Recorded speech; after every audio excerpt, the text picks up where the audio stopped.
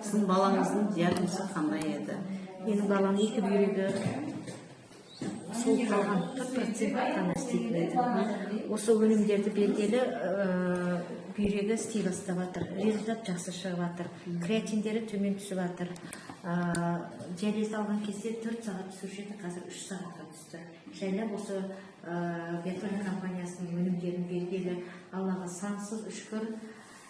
Қуаныштымын мен, балам үшін қуаныштымын. Осы өнімді шығарған Раджат мырзаға да алғысым шексіз.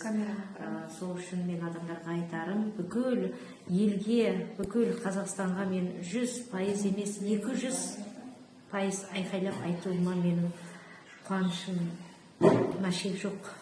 Балаңыздың несі, анализі күннен күнге төмен түсіп келе жатыр. Бергеніңізге қанша уақыт болды балаңыздың толық ішкеніне 1 ай болды. 1 айдың ішінде қараңыздаршы, мен бұдан алдын бір басқа компанияның өнімдерін бергенде ешқандай креатин түспеген еді. 700-800-ге көтерілген еді.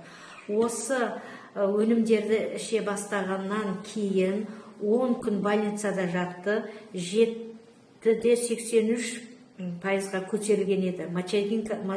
Мочевинасы 222 еді. Ол больницада 10 күн ішті. Мен 10 күннен бастадым.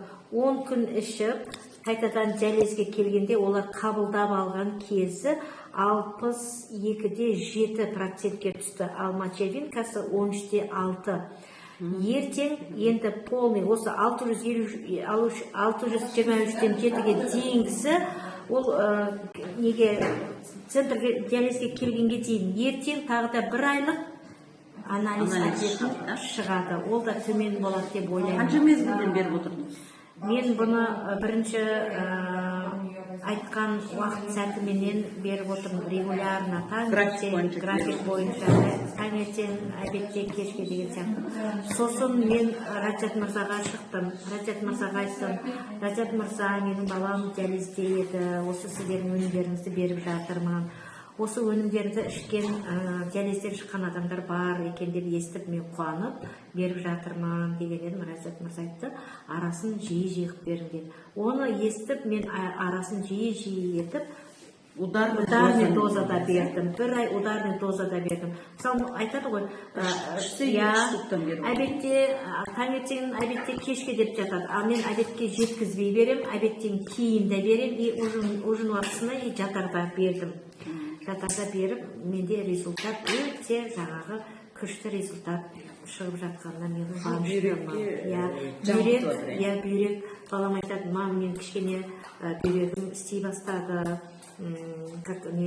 жаңағыдай тіріле бастады деп өзі сезініп жатыр. Кішкене дірілдеп, өзіме сезініп жатыр. Мочегонныйлар, напорлары күшті болып жатыр. Күнде жаңа айтып жатырмын ғой, диализге барған кезде олар 4 сағатта жатушы еді, қазір 3 сағат болып жатыр. И салмағы оларда, мысалы, қараңыздаршы, ол диализ деген енді өзіміздің басымызға түспегеннен кейін білмейді екенбіз. Ол диализ деген сөз, мысалы, бүгін барып жататын болса, 95 килограмм болса, ол келесі де 96-95,5 болып жатыр. А бұл жерде 500 грамм болып жатыр кешегіде. Одан кейін 400 граммға түсті.